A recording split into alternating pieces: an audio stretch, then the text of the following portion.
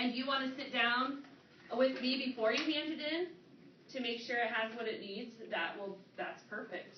I am here before or after school. Right now remediation is kind of full, but my plan time is second period or seventh period. So if you guys have those times, then I can make that work for you. Okay. So demonstration speech.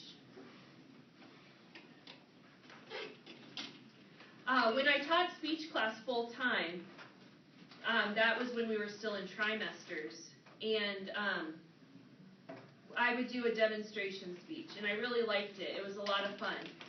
The one thing I did not like about it was that everybody wanted to show me how to cook something. And the worst part was when they would bring in food they wanted to share, and it looked disgusting. And then we would all feel obligated to taste it, even though it looked disgusting. And then my room would always turn into like a cooking place, because people would spill things, like had the vacuum in here. One person made a pineapple upside down cake, and then in doing so dumped the entire cake batter that was all powder on the floor. So then I said that we are not going to do any food, and that worked out really well. The best speech I ever saw doing that was Jenny Lansing's oldest son. He gave a speech on how to fold a paper airplane. And it was awesome because he brought in a giant piece of poster board, and he showed us step by step on that giant piece of poster board, and we could all see. It was all really good. Mr. Gitten's daughter, she did how to tie-dye once, and she did a really nice job with that. So there are topics that you can select that you can show me how to do that fit within the requirements. And I have this sheet right here that I'll pass out to you for you to see what I'm talking about. But I was going to wait until I was done talking in order to get those to you.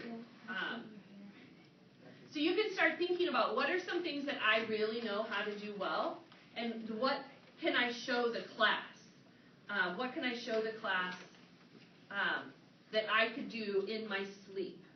All right?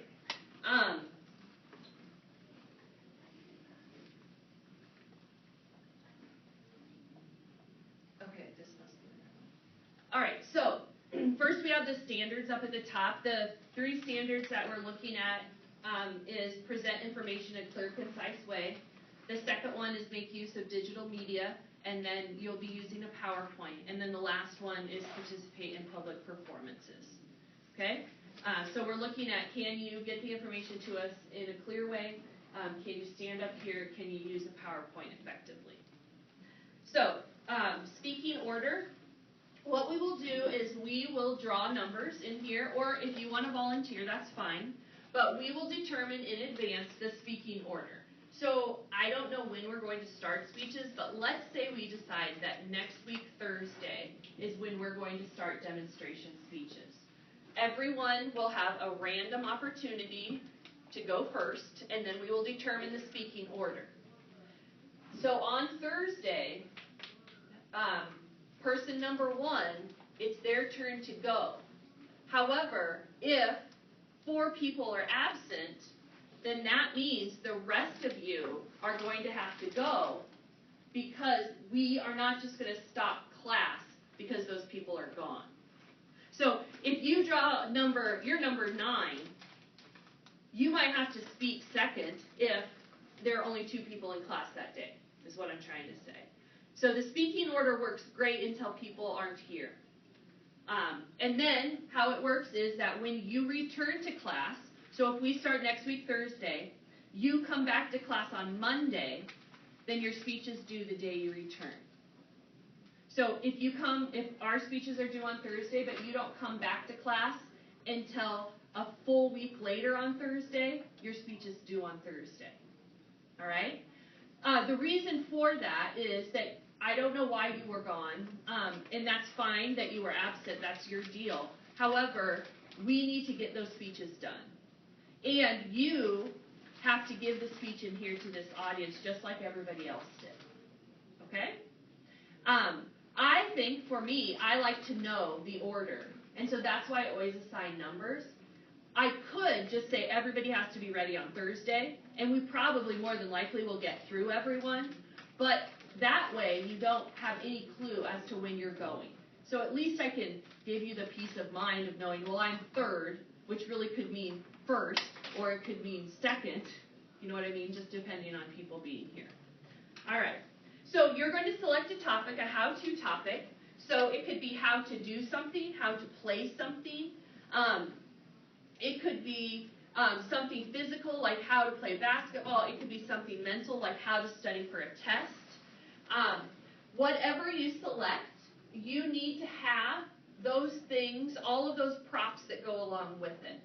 If you are going to show us how to change the oil in a car, we can move ourselves to the parking lot so you can give us that speech. The PowerPoint might be a little hard with that, but we would have to adapt the situation there.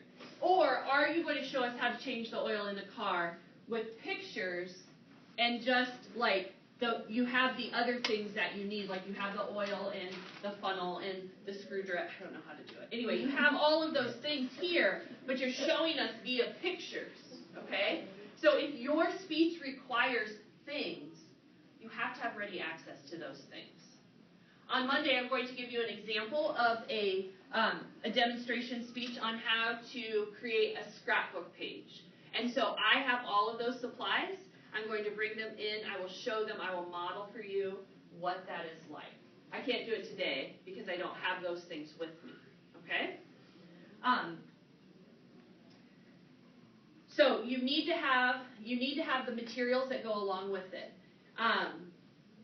No more than one student can speak on the same topic. So that just makes it interesting so that we're not all talking about the same thing. In college, I went to Marshalltown Community College, and he said that you could talk on whatever you wanted. Well, I was going to give my speech on how to study for a test. I don't even remember what it was. But the girl the day before gave that same topic, and I went up to him, and I was like, what am I going to do? That was my topic. I speak tomorrow. And he's like, you're just going to have to give a better speech than she did. And I was like, okay, So I think that there are more than enough topics. If two people want to do the same thing, then we can have a discussion about it, but it usually always ends up that, rock, paper, scissors, somebody can find something else to do. Okay? So they literally have to present, like, whatever they're going to teach you how to do or to make right in front of you? Mm-hmm. Yep. The other thing that I would like to avoid is using that second person in your speech. Okay, so for example, if I'm going to show you how to put on foundation, how you put on makeup, or how to paint fingernails, like I could pull Mr. Malum up here and he could be my other person. But the problem is I don't have control over this person right here. And he could completely ruin my grade. Okay? He might not, but if he, and if I haven't practiced with him, he could be ticklish and laugh the whole time, or he could do any number of things, and you're putting your speech in his hands or that other person's hands. So, I don't want you to have to worry about that.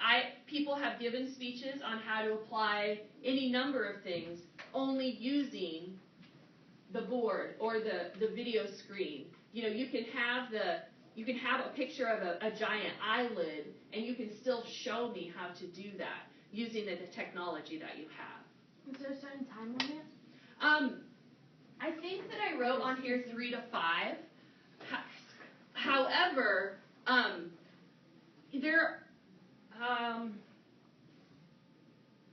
I do say on there that your speech will be stopped if you go over 7. The thing is that also I'm not going to show time cards. So when you are giving your speech, I don't say like 1, 2, 3, 4. The reason why I don't do that is because then people either drag it out forever or they talk really fast because they're going over time. So if you get to 7 minutes, because the class is smaller, then we'll just kind of see how it goes. And sometimes I have students like wave at you like, hey, you've made 7 minutes, so then you, the speaker, know like that you're over time. But the best thing to do in preparation to know your time is to practice. In high school, I gave a demonstration speech on how to fold or origami paper thingies. And I had posters with every single step, and the class was going with me, and my speech was 15 minutes long. And the bell rang, and we weren't even close to being done, and I was like, holy cow. It always takes longer than you think if you're using audience participation, right? If you're having the audience do it with you. I wouldn't recommend that, however. Can I add or ask Yep. a question here? If students wanted to use or insert a video into their thing, could they videotape themselves doing it and then insert it into their PowerPoint? Most definitely. Okay. Typically, What if a student came in like, all right, here's this, I don't have this stuff to bring it to school, but I videotape myself doing it. What if they did that? I don't know. I haven't. That was never an issue. That was never something you could do before. The question was to videotape yourself. They just videotaped it all at home. The whole thing. Yeah, and like maybe You they would could still talk have- about it here, but then they're like, I don't know what I'm doing, but maybe Right. somebody couldn't bring something to school, and then they're like, they talk about it, but they're like, this is where I did blah blah blah and all this other stuff. Well, I could see yes, if you needed a particular location, if you were going to show us how to lift weights and you wanted to do it in the weight room, we could go there with you. Or if you thought that you needed to tape it in advance. I guess I'll have to think about that. My initial answer is you would still be evaluated the same way. I would then evaluate that video. If doing the video is what you would rather do instead of doing the speech, you're still doing a public performance. So I would be okay with that. So you would have to show that, and it would have to work. You can't be like, oh, I videotaped it, and then now it doesn't work. Well, now you haven't given your speech.